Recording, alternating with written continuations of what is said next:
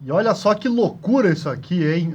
Prefeito e primeira-dama de Osasco, São Paulo, são hospitalizados por explosão de fogueira em festa junina. Olha só, meu amigo.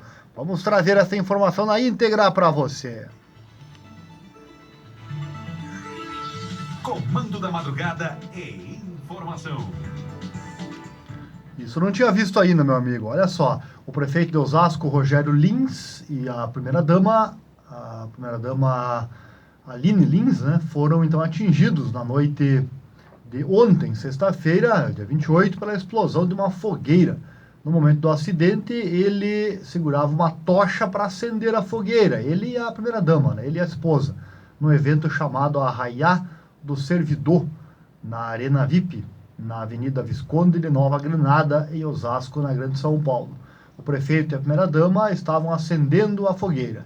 De acordo com os bombeiros, o casal foi socorrido inicialmente por populares. A assessoria de imprensa da Prefeitura de Osasco confirmou que os dois foram levados para o Hospital Antônio Giglio, em uma ambulância que estava no local. Os dois estão em situação estável e passam por avaliação da equipe médica. O boletim médico será divulgado hoje, sábado. Que loucura isso aqui. Eu tenho um vídeo aqui em anexo. Pelo que dá para ver nas imagens, alguém colocou combustível demais, hein? Foi uma explosão incrível, hein? Incrível explosão.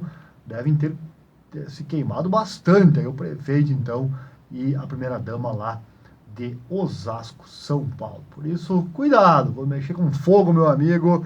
Tome muito cuidado, porque é algo realmente muito perigoso. Então, o prefeito e a primeira-dama de Osasco, São Paulo, atingidos por explosão enquanto acendiam uma fogueira de São João.